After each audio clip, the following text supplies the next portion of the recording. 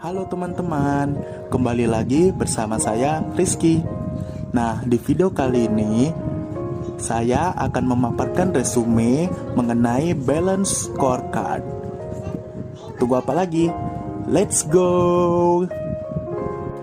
Balance scorecard terdiri dari kata balance atau keseimbangan dan scorecard atau kartu skor, atau juga bisa dibilang kartu yang digunakan untuk mencatat skor kinerja organisasi dan juga untuk merencanakan skor yang hendak diwujudkan di masa depan. Ada 4 perspektif dalam balance scorecard. Yang pertama, perspektif keuangan atau financial. Kedua, pelanggan atau customer. Yang ketiga, proses bisnis internal atau internal business process. Yang keempat, pembelajaran dan pertumbuhan atau learning and grow. Sehingga, balance scorecard adalah suatu alat manajemen untuk mengukur kinerja organisasi dan membantu organisasi dalam merencanakan serta mengelola strategi. Selanjutnya, ada 3 konsep balance scorecard.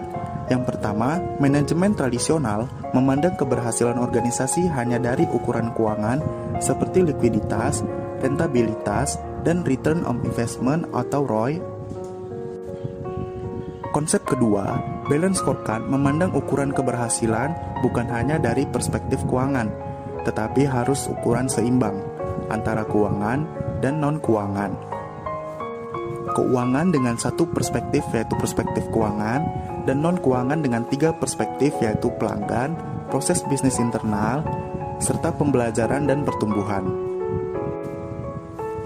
Konsep ketiga balance scorecard yaitu balance scorecard ibarat instrumen, dashboard dalam mobil, kokpit dalam pesawat, atau rapor sekolah, selalu memberikan sinyal posisi keberadaan, kecepatan, mencapai tujuan atau kondisi, warna merah, kuning, atau hijau.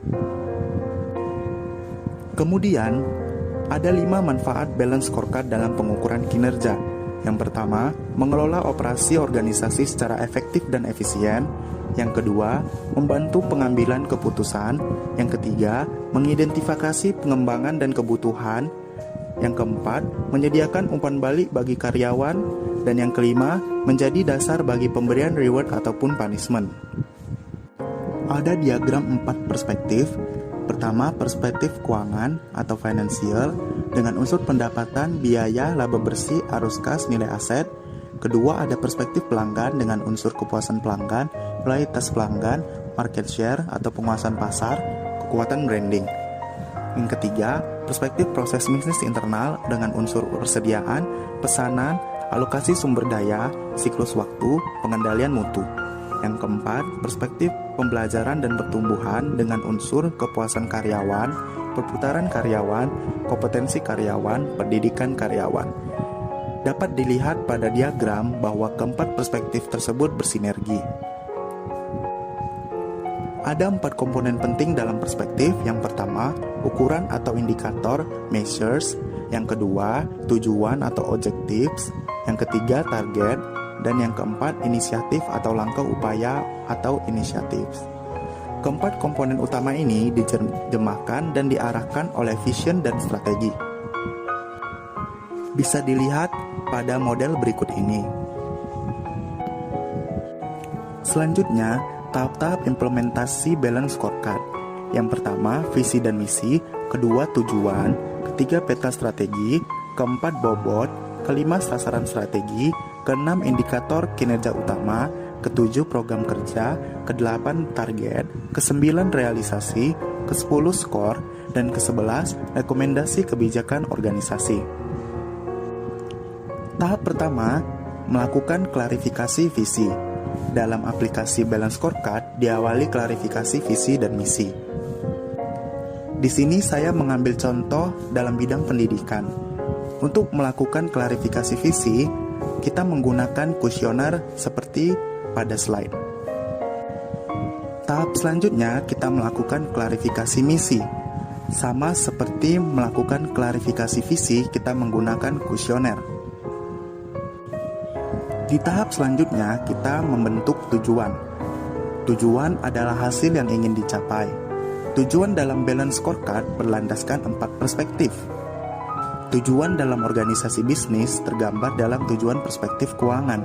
Sedangkan dalam organisasi publik, tergambar dalam tujuan perspektif pelanggan. Contoh, tujuan Dinas Pendidikan Riau meningkatkan kecerdasan siswa. Kemudian, tahap selanjutnya yaitu membentuk peta strategi. Pengertian peta strategi sendiri yaitu menggambarkan hubungan kausal antar tujuan sebagai satu kesatuan. Peta strategi merupakan peta jalan atau roadmap agar pelaksanakan kegiatan berhasil dengan sebaik-baiknya. Tahap selanjutnya membentuk model peta strategi, dimulai dari perspektif pembelajaran dan pertumbuhan hingga mencapai tujuan akhir. Kemudian kita membahas 3 perspektif. Yang pertama, perspektif keuangan atau financial. Perspektif keuangan menjadi perhatian dalam balance scorecard karena ukuran keuangan merupakan ikhtisar dari konsekuensi ekonomi yang terjadi.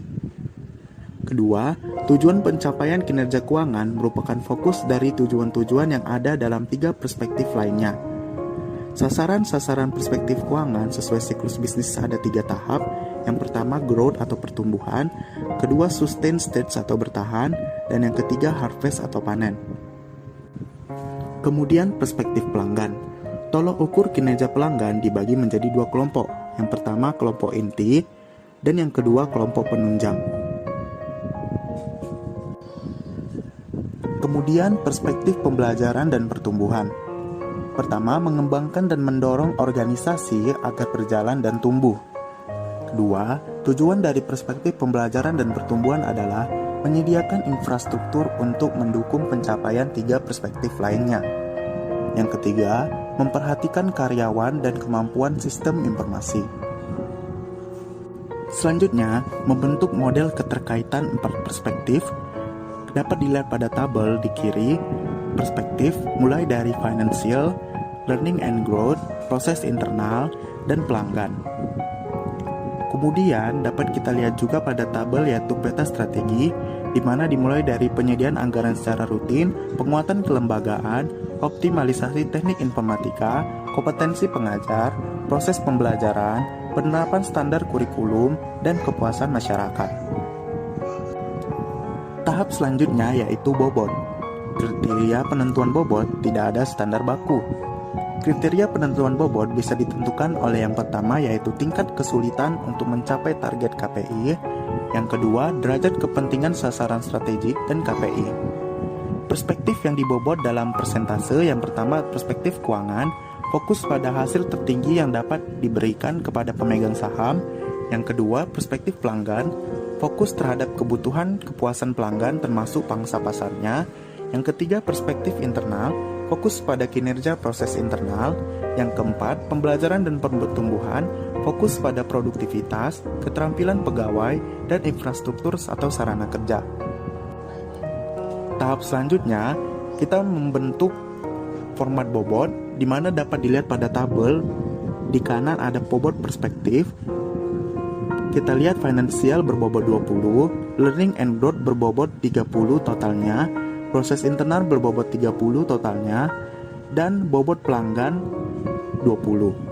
Total dari keseluruhan bobot berjumlah 100. Ingat dalam bentuk persentase. Tahap selanjutnya yaitu sasaran strategis. Sasaran strategi merupakan bagian dari peta strategi yang menggambarkan kegiatan yang harus dilaksanakan.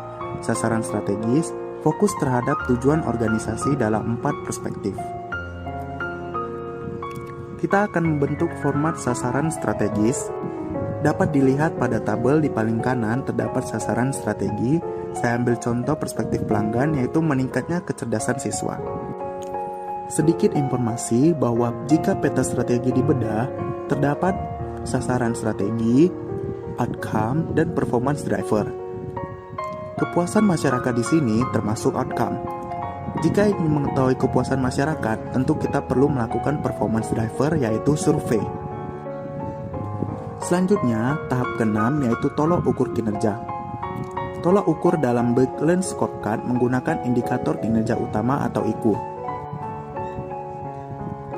Kita akan membentuk tolok ukur kinerja.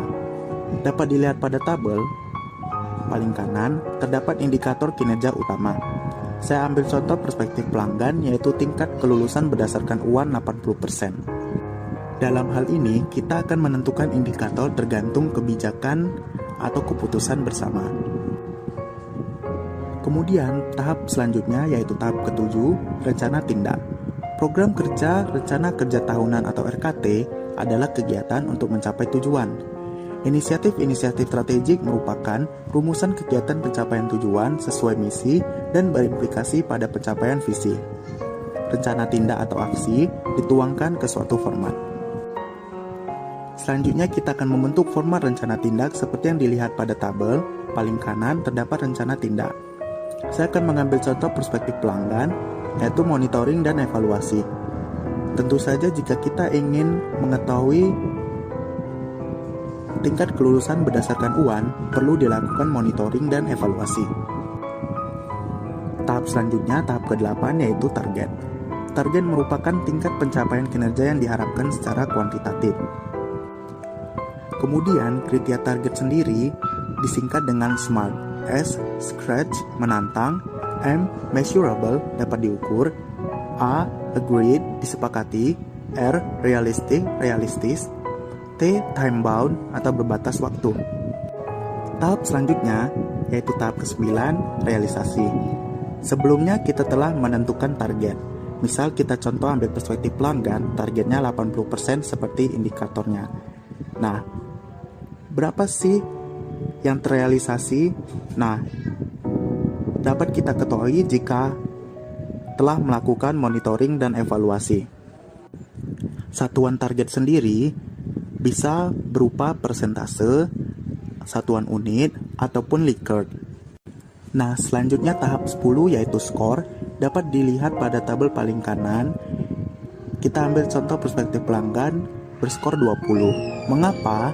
Karena dapat kita lihat target 80% dan yang terrealisasi 80% sehingga bobot perspektif diambil semua jadi sehingga berjumlah 20. Kita ambil contoh lagi yang learning and growth di mana terwujudnya lembaga pendidikan yang profesional. Nah, di situ targetnya yaitu 5 dari 5 skala Likert. Dan yang terrealisasi yaitu 3 dari 5. Nah, skornya adalah 6. Bagaimana menghitung skornya? Yaitu dengan membagikan 3 dibagi 5 dikali dengan 10. Nah, jika semua skor telah dikumpulkan, kita dapat lihat pada dashboard yang telah kita buat. Kita ambil contoh seperti tabel sebelumnya bahwa skor kita berjumlah 93,50. Nah, berarti kita termasuk di zona hijau. Seperti itu. Nah, sudah selesai nih resumenya.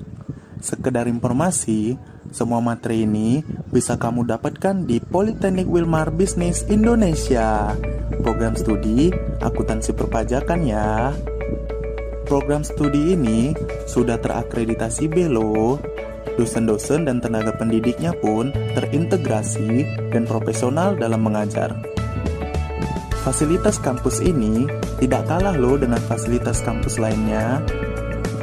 Ada mini teater, ada lab komputer, ada ruangan kelas yang full AC dan memiliki proyektor sehingga mahasiswa nyaman untuk belajar. Ada juga nih auditorium atau hall yang full AC tentunya, serta bisa menampung lebih dari 500 orang loh. Kemudian ada perpustakaan, koleksi bukunya lengkap di sini. Ada juga ruang ibadah, ada juga lahan percobaan hortikultura, ada juga nih vertical garden, serta ada juga inkubator bisnis bagi kamu yang ingin menjalankan bisnis. Jadi, tunggu apa lagi? Mari bergabung di program studi Akuntansi Perpajakan Politeknik Wilmar Bisnis Indonesia. Oh iya, untuk info lebih lanjut, kamu boleh cek Instagram Politeknik WBI atau website Politeknik Wilmar Bisnis Indonesia ya. Sekian pemaparan saya. Mohon maaf jika ada kesalahan baik dalam pengucapan maupun pemaparan. Terima kasih telah menonton. Ditunggu ya kehadirannya di Politeknik Wilmar Bisnis Indonesia. Program studi Akuntansi Perpajakan. Bye-bye.